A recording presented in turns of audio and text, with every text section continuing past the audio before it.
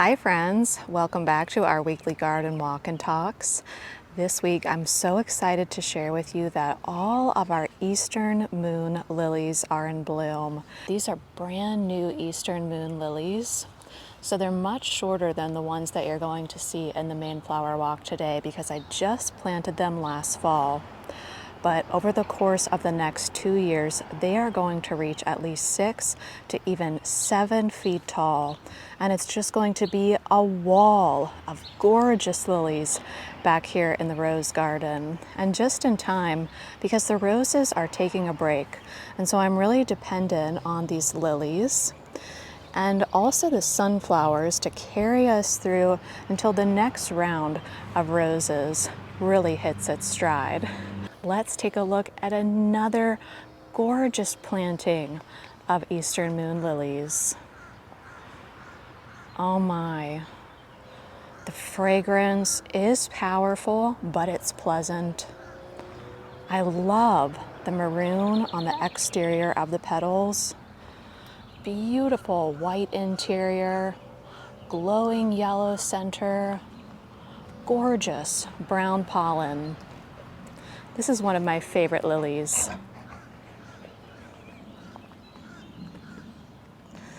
We'll head over around here, and I can show you we have a little bit of Dara in bloom.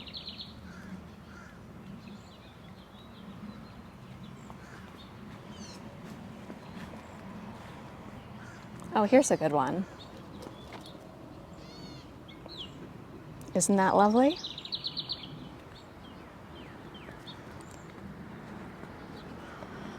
The bees are just loving this Cerinthe major, and you can see they're going to seed now. There's the seed right there. I just flipped this bed from Rosella's Dream Lilies to dahlias and a little bit of yarrow, and you can see I have a lot more space in that bed. I also just flipped a bed that was filled with silt lilies to dahlias and angelonia. This bed is just hitting its stride. This is marble arch salvia. Beautiful purple bracts. This pink flower here is saponaria. The white flower is called orlea.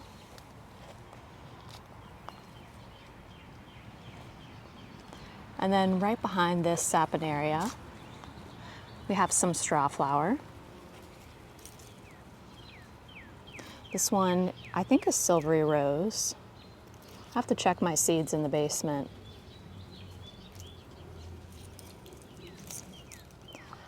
Lots of beautiful light pinks and vibrant pinks. This bed is filled with dahlias, lisianthus, and magus, and it's not really in bloom at the moment. Strawberry lemonade sunflowers.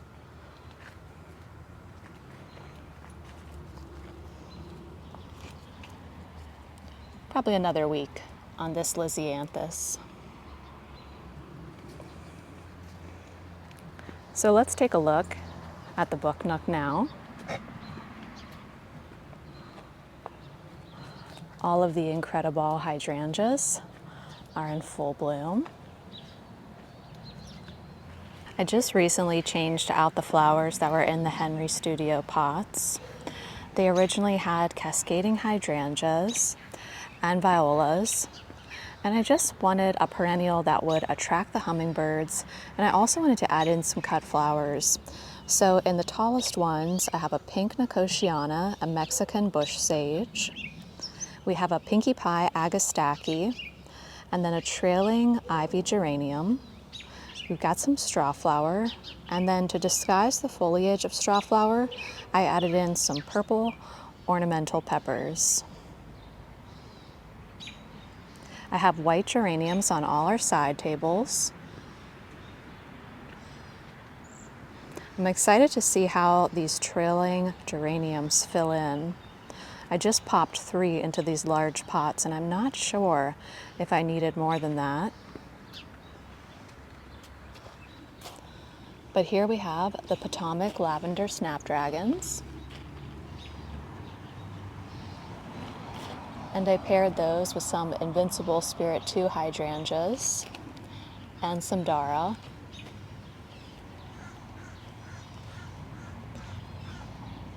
We've got some new lighting in the garden, and I'm really trying to get better with protecting myself from the sun. So I do have this sun hat from Terrain that I've been trying to wear. That's how the Booknook is looking. You can see that the Nigella has sprouted, and I think it will be in bloom next week. Now we're in the main flower walk. And this is where we have some Eastern Moon Lily bulbs that I believe I've had in the garden for probably about 7 years. And I think they have to be 7 feet tall. That one shorter one that's going over is the Regal Lily.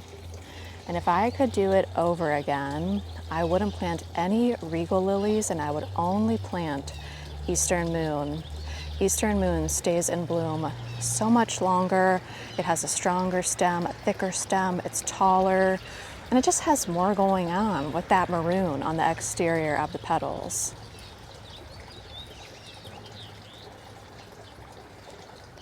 I stuck with a pink, purple, white, and lime green color palette this year.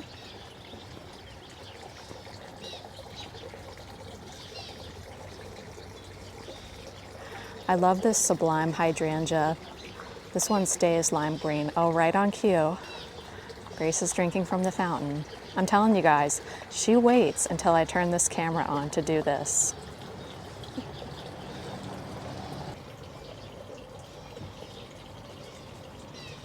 Really beautiful.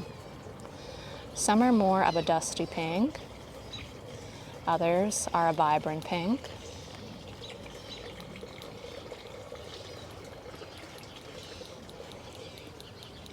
Lady's Mantle is still blooming, along with our Roseanne geraniums. Such a wonderful time of year. Always doing grass repair. You know how it goes with the dog. More Eastern Moon Lilies. You know what?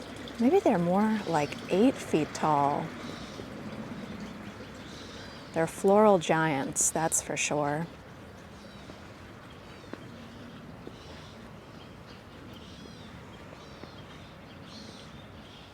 I've decided not to harvest any of the QIS Larkspur this year because I'd like them to go to seed, and I'd like that seed to just be sprinkled all throughout the garden.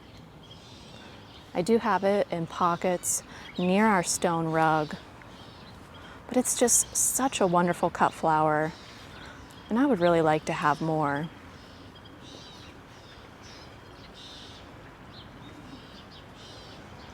Our large hosta that we got from my parents' old garden is in bloom. The Amsonia is a beautiful lime green. Gatsby Gal oak leaf hydrangea. And it looks like next week we're going to have some dahlias in bloom, and I forgot to tell you what I did with the dahlias this year. So in the main flower walk, I have all of my purple dahlias.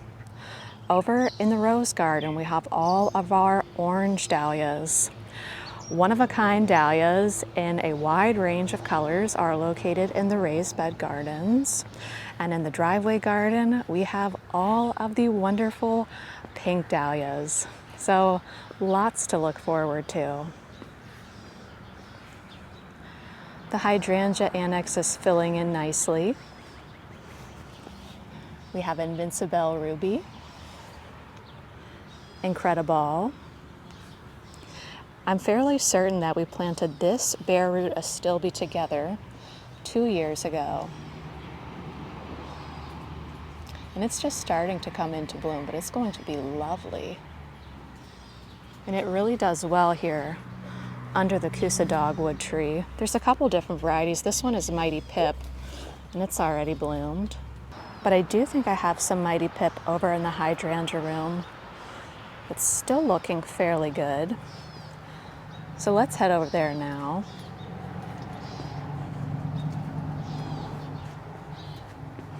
Now look at this. I just filmed a hydrangea tour maybe 5 days ago.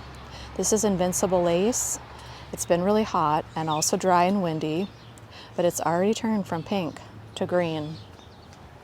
So this is Invincible Lace, which was pink in that last video, and now it doesn't look too different from Haas Halo, but the blooms are smaller, and they're going to be this green color for the remainder of the growing season. A lot of people ask me about the hydrangea that we propagated many years ago. It's right here. It only has one bloom on it. And I can show you the mother plant when we get over to the driveway garden.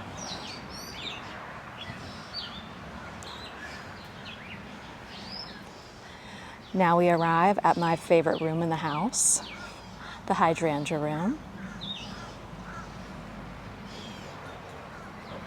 Beautiful pinks, lovely mauves, creamy whites, a hint of lime green. Primarily smooth hydrangeas in this garden. I believe I have 2, maybe 3 panicle hydrangeas. But this garden is really a celebration of our native smooth hydrangea.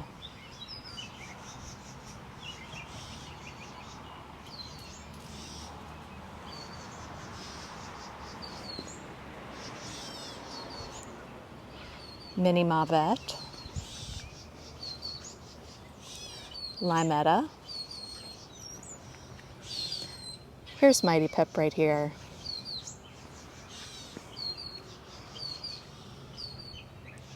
Invincible Spirit 2. Haas Halo always is filled with pollinators. Here's one of our panicle hydrangeas. Invincible Spirit here in the distance. And then Invincible Ruby is lining Hummingbird Way.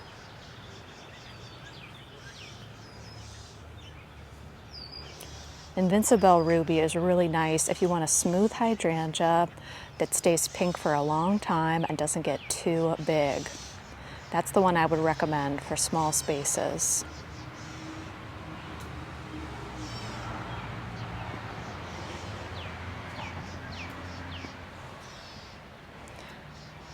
I suppose that this incredible hydrangea is slightly obstructing the view towards the library, but that's all right. And you know what I think I need, friends, is a stronger focal point coming out of Hummingbird Way.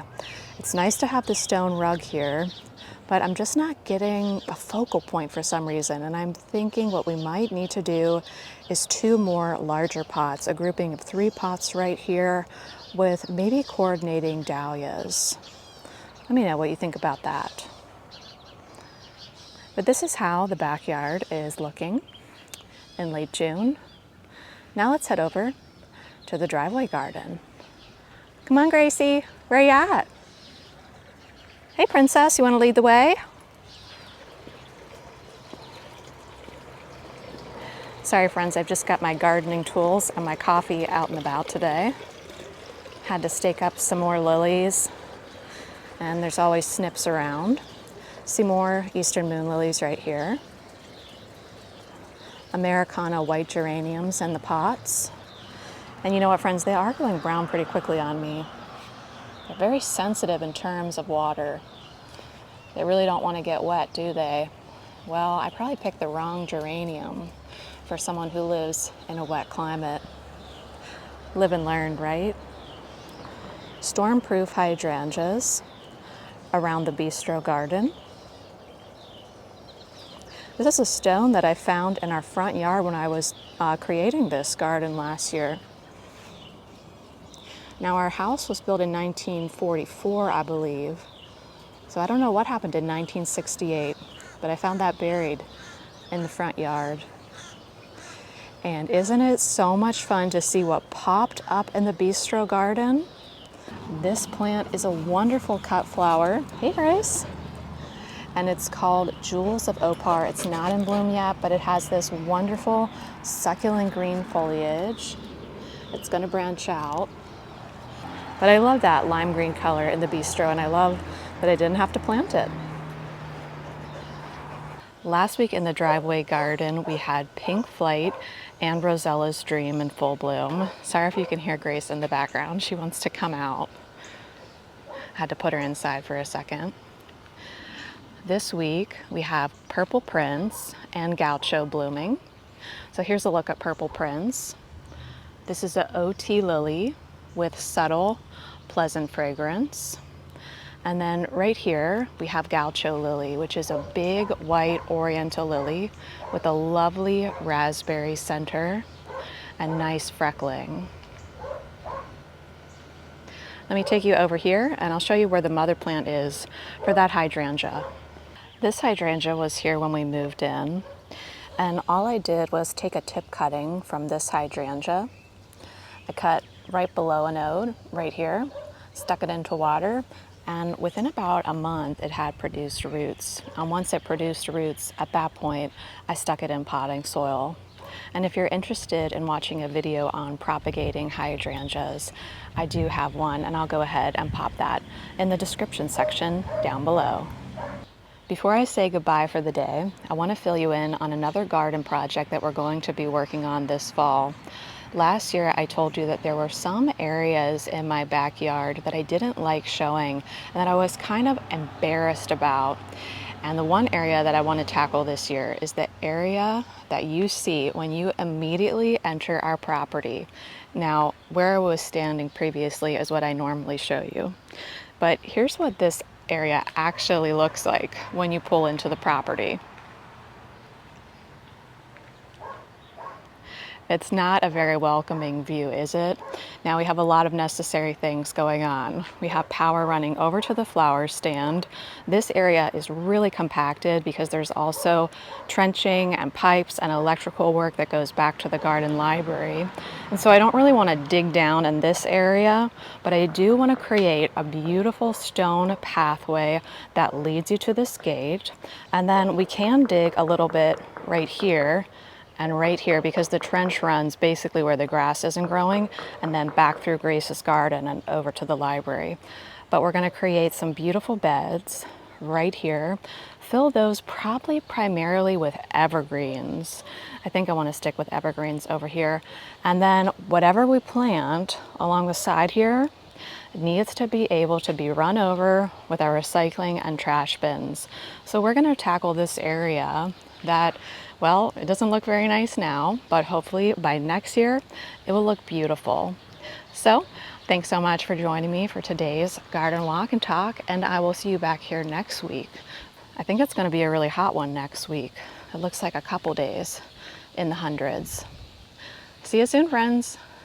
Bye.